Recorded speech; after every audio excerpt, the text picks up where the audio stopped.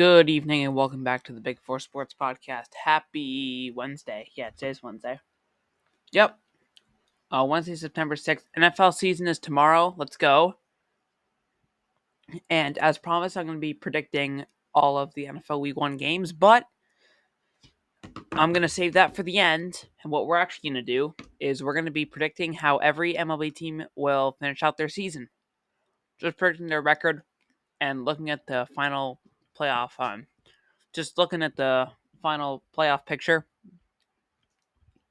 for you guys. So yeah, that's gonna be it, and let's just hop into the AL East. Okay, so finishing in fifth place to end the year, I got the Yankees, of course. Their current record is 69-69, nice, and I have their final record being 77-85. Look, okay, this Yankees team has already quit. It's gonna be fun to watch Jason Dominguez, who looks already amazing. Who hit his first career home run off Justin Verlander. I thought they were all speaking Portuguese when they said that they hit it off Verlander. But yeah, that is still amazing. But the team around Jason Dominguez just is not that good, and they just lost to the Tigers. So yeah, that'll explain it to you. And in fourth place, I had the Boston Red Sox. Current record, 72-67. Final record, 89-73. Look, okay. This could come off as like wicked bias, but they don't actually have that bad of a final stretch. Like we have to play like the White Sox and teams, and like we play like the White Sox home. I can pull up what teams they have.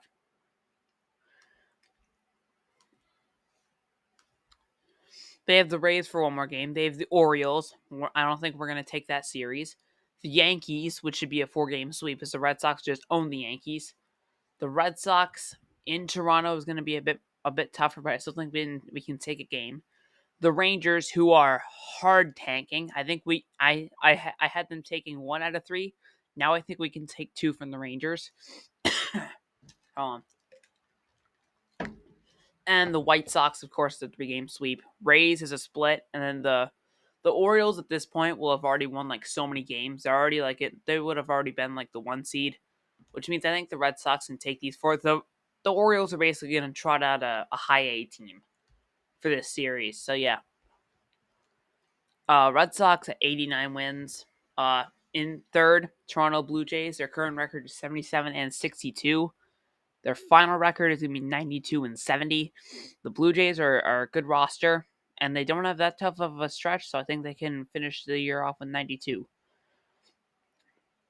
Second place, I got the Tampa Bay Rays. The Rays, again, the only reason why they won is because Kenley Jansen crapped his pants last night, and their current record is at 84-55. Sorry, my allergies are absolutely killing me. Anyways, I think their final record will be 96-66. They do have a bit of a tougher stretch, but 96 wins still feels realistic. If they had Wander Franco, though, I think we could bump this up to like 98-99, but that doesn't stop the Orioles, who are going to be finishing the year in first place. Their current record is at 87-51. Their final record, I think they'll win 101 games. Could be more if they're a high A team at the end of the year against the Red Sox. Could win, but again, they're going to trot out a high A team, I think. So, yeah, I don't know about that. Okay. For the AL Central, finishing the year in fifth place, I had the Kansas City Royals. The Royals are just historically bad. I mean, this team's really bad now, but they are going to be good in a couple years. MJ Melendez is having a great season. So is Bobby Witt. Salvi Perez has been a little bit disappointing. And also the Royals didn't have Vinny Pasquantino for a whole season. So yeah, I have them finishing off 50-112 with their current record being 44-96. And in fourth place, I have the Chicago White Sox. Their current record is 53-68. That does not look right. Hold up. 53-86, not 53-68. What are you, nuts? Sorry, I'm just talking to myself. Current record is 53-86. I have their final record being 58-104. Okay, so if you look at this White Sox roster, I want to look at their lineup for today. Let's just look at the starting lineup for today, real quick. Starting lineups.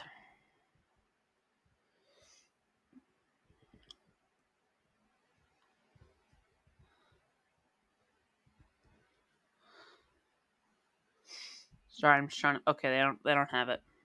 Then I'll just look at the one from yesterday. All right. Sorry for the hold up, y'all.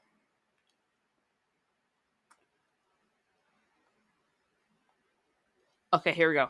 Tim Anderson, Andrew Benintendi, Eloy Jimenez, Andrew Vaughn, Yoel Moncada, Gavin Sheets, Elvis Andrews, yeah. Outside of those, like the bottom of the order is a high A baseball team, and their pitching staff, besides Dylan Cease, absolutely blows. So yeah, I don't think they're gonna win many games to finish out the year. Finishing out the year 58-104. Coming in third place, I actually have the Cleveland Guardians. The Guardians, they have just been disappointing, and their stretch is probably the hardest in baseball. I mean, they gotta play teams like the Dodgers. They gotta play teams like the Padres. They gotta play. Hold on, let me just pull up their stretch. The team isn't really that good, but yeah, they gotta play the Angels. They gotta play the Giants, the Rangers. They gotta play the Baltimore Orioles. That's huge, and they also gotta play the Tigers. Yeah, they have arguably the toughest stretch right now. And yeah, I think they're gonna finish 70 with their current record being 66-73. I had them finishing 76-86. Second place, the Tigers. Tigers' current record is 63-75. I think their final record is gonna be 78-84. Look, okay, the Tigers, the Tigers were just not a good team last year. This year, though, if they can finish out the year as my prediction, that is going to be a huge plus for this young team. They have like Riley Green, Spencer Torkelson. Those guys are both still developing. Then you got Max Clark for like 2025. So yeah, it's a good look for the Tigers right now. That's all I'm gonna say. And in first place, of course, the Minnesota Twins. With their current record being 73-66, I think they win 90 with the easiest stretch, I think, to end the year. And yeah, that's it for the AL Central. AL West now. Fifth place, the Oakland A's. With their current record of 42-97, I think they finished with 51 wins. The Royals now are the worst team in baseball, according to my predictions. Hold on. Yo, my allergies are just freaking killing me. Okay, so yeah, Athletics in fifth. Fourth place, I got the Angels, Los Angeles Angels. Current record is 64-75, and I think their final record will be 71-91. This team's given up. They released Lucas Giolito. Probably gonna release CJ Cron if they haven't already. Already released Ronaldo Lopez, who was doing so good for them. And third place, Texas Rangers. This team is tanking like hard. Aroldis Chapman is killing them. But they also do have an easy stretch, and I think there still is time for them to turn it around. But it's already too late because I think they've lost the division, like right there. I think with this like big losing streak they're going on right now. Hold on, how many have they lost? They're 4-6 in their last 10. Okay, so it's not actually that bad. Yeah, with the losing streak they're going on right now and how bad baseball they're playing. Yeah, I'm gonna confidently say they've already lost the division, and they're gonna finish with a record of 89-73. Second place, a team that is absolutely white hot right now, the Seattle Mariners. Current record is 77-61. Their final record, I think, will be 92-70. Julio Rodriguez, he is a stud, and with Eugenio Suarez playing great defense and also mashing at the plate right now, yeah, I'd say the Mariners are good right now. I'd say for now, but in first place, the cheaters, Houston Astros. Current record 79-61. Their final record will be 95-67. The Astros have also a wicked easy stretch to end the season. All right, NL East now.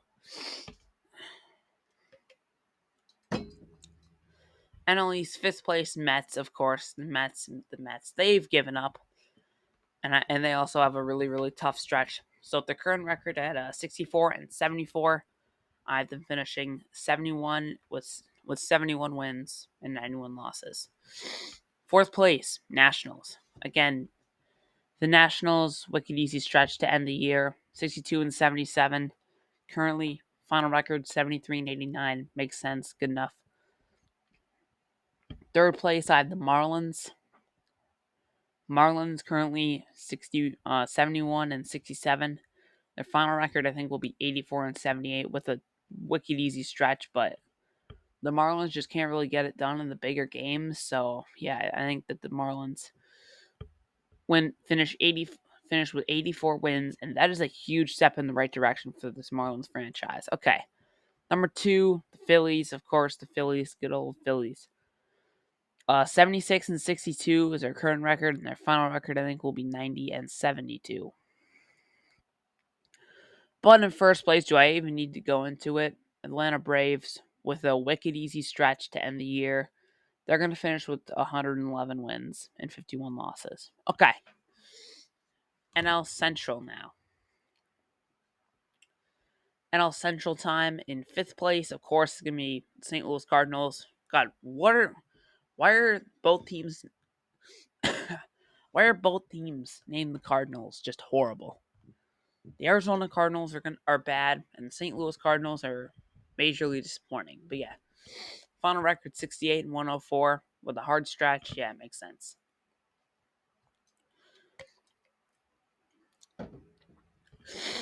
Fourth place, Pittsburgh Pirates, 64-75, with their final record 70-92. Again, like the Pirates, they're just bad with a really tough stretch to end with a really tough September.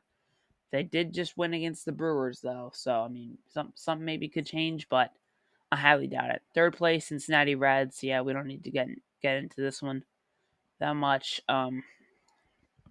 Reds' current record 73-68, and their final record will be 89-73. This Reds team is good.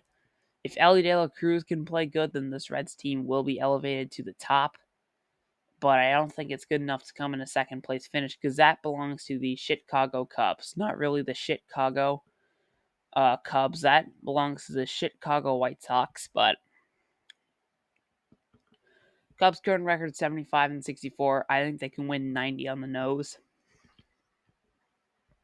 This Cubs team is just good. Let's just say that right now. This Cubs team is a great team, and yeah, but they're not good enough to catch the first place Milwaukee Brewers. The good old Brewers. Corbin Burns has actually been pitching pretty good recently. Just picked up even though he picked up the loss, he was still pitching good. And yeah, the Brewers also do have quite an easy stretch, so it wouldn't surprise me if they go 93-69 to finish the year like I think they do. Okay, NL West time. All right, of course, NL West, fifth place, Rockies. 51-87 is their current record. I think they'll finish with 59 wins. They have no truly winnable games in this stretch of things here. In their final stretch of games. To end the year, I've been what am I saying? But yeah, seriously though, the Rockies to end the year have no truly winnable games, but they're still gonna win some games because I mean they have professional baseball players on their team. So I mean, of course, fourth place Giants. This one may be a bit surprising to people, but their current record's at 70-69 with the toughest stretch to end the season. So I think they finish even Steven 81-81. Third place Padres. Their current record is 66-74. I think their final record will be 82-80. Okay, they have the easiest stretch, by far. The Padres have the easiest September. Let me just pull up their stretch here. I think they'll still be good enough for a winning record. Okay, they have to play the Phillies one more time. That's not easy. They have to play the Astros and Dodgers which is not easy at all. They're like, where's the easy stuff? Well, here you go. Athletics, Rockies, Cardinals, Giants, and White Sox to end the season. That is definitely good enough for a winning record. All right. And then in second place in the NL West, I got the Arizona Diamondbacks, who have fallen off a cliff recently. I think they'll still be good enough for a winning record, and I think they will finish with 83 wins. I don't know if that'll be good enough for a wild card, but we'll have to see. And in first place, of course, Los Angeles Dodgers. I wouldn't be surprised if they just get absolutely shelled like this September, but I don't think that's gonna happen. I feel like they're kind of due for it at the same time, but I'm not going to be a believer in that. I think they finished with 102 wins and 60 losses, and that's how that's going to add up. All right, on to NFL Week 1. All right, so again, the bet I made, it's on Instagram if you want to go vote for it, but I have to get under 100 wrong this whole entire season. And if I do become successful and stay under 100 wrong, then I don't have to buy either a Josh Allen Bills jersey or an Aaron Rodgers Jets jersey. I hate them both. So yeah, you can go vote for which one I should get if I lose the bet. Over on Instagram, you have to comment which one you want, unfortunately. And let's get into the first game. Lions-Chiefs. The Lions, I feel like they're going to be coming out firing, but I'm not going to spend too much time on this one. The Chiefs are just too good of a team. Let's be honest, the Chiefs are just wicked, wicked good. I feel like this one's going to be wicked close, but I'm going to go with the Kansas City Chiefs to begin it off. All right, first of the 1 o'clocks. Cincinnati Bengals versus the Cleveland Browns. If I'm being honest with you, I think that the Bengals are going to take this one. The Bengals are the Bengals. Joe Burrow is hungry for a Super Bowl, and it starts right there in the regular season. That's what Joe Burrow is probably telling himself. So yes, I think that the Bengals are going to come out firing against the Browns. The Browns are going to make it close, but at the end of the day, it's going to be the Bengals. Texans Ravens. Look, okay, this is the thing with this game. On one hand, I would not be surprised if CJ Stroud passes for 300 yards and 4 touchdowns, because the Ravens defense is just not that good. But I'm at the same time, it's either CJ Stroud is going to throw for 400 yards and 3 touchdowns or get absolutely shelled. I don't even know which one to go with. Either way, I'm still picking the Ravens though, because the Ravens are at home for Week 1, and that is usually a really good sign when you're the home team and clearly favored. So yeah, I'm gonna pick the Ravens. Sorry. Buccaneers Vikings. That Vikings crowd is just different when it's US Bank Stadium and opening week. And the Bucs are just not that good. Todd Bowles is horrible. He's a terrible head coach. So yeah, of course I'm gonna go with the Minnesota Vikings here. Next matchup is the Panthers versus the Falcons. I don't even know where to go with this one. Both teams have an equal shot of winning this one. But you know what? At this point, you go with who's the home team, and your answer is the Atlanta Falcons. So we're gonna go with the Atlanta Falcons with this one. It wouldn't surprise me if the Panthers just completely blow the Falcons out, but I don't think that'll happen. I think the Falcons win it. Next matchup is the Commanders versus the Cardinals. Commanders are at home for this one. Of course, it's the Cardinals. I'm not going to spend much time on it. The Cardinals are just going to be historically bad. Give me the Commanders. Jaguars, Colts. The Colts are going to win 3 games. And, well, the Colts, I think I had them winning 4 games. But now that I think about it, all 4 of those games are going to be wicked upsets. But not this one. I think the Jags take this one over the Colts opening week. Up next, we have the 49ers against the Steelers. The 49ers, the 49ers are such a good team, a wicked, wicked good team.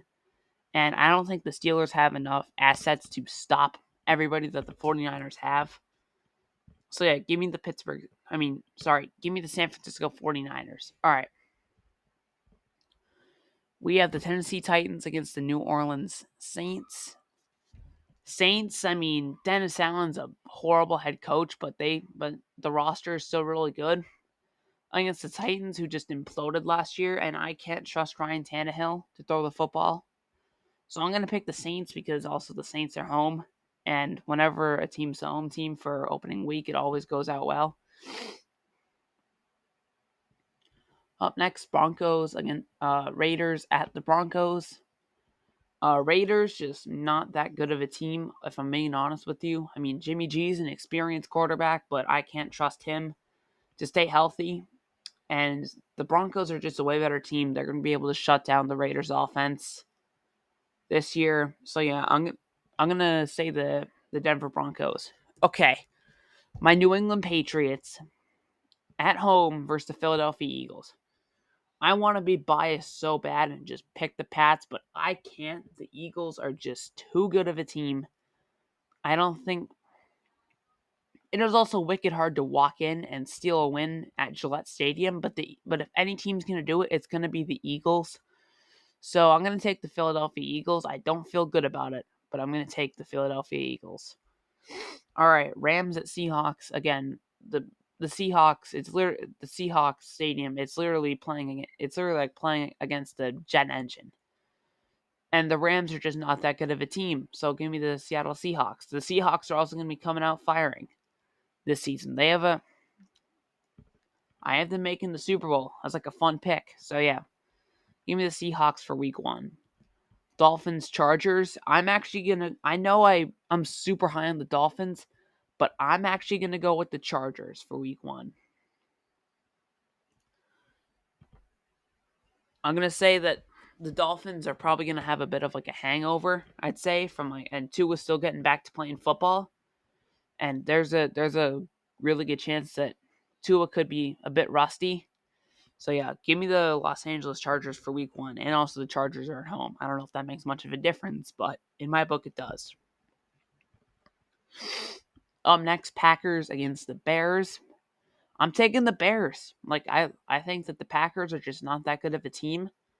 Their defense is still really good, but it is in Soldier Field, and those Bears fans are loud. So yeah, I'm gonna say that the Packers take this one over the Chicago Bears. Up next, the Dallas Cowboys at the New York Giants for Sunday Night Football. I'm gonna say this right now. Either team could probably win it, but I'm gonna go with the New York Giants. I think the Giants at home for week 1 is gonna be a really good thing for the New York Giants. So yeah, I'm gonna take the Giants over the Cowboys. And the Cowboys always don't ever do good week 1. If you looked at it last year, they got absolutely blown out by the Bucks to begin the year, but then they picked it back up. So yeah, Cowboys are never good week 1. And with that rule in mind, I'm taking the New York Giants, sorry. Monday Night Football. Buffalo Bills at the New York Jets. Okay, here's the thing. I know a lot of people are getting mad at me for not really liking the Bills. People are calling me a Bills hater, whatever. Do it. I don't care. I'm picking the Jets. Yeah. The Jets are actually that kind of team, though, that are just going to get off to like a white hot start to begin the year. Like, literally just run away with the division. And once every team figures them out, which will be like week 8, they're going to get their ass kicked.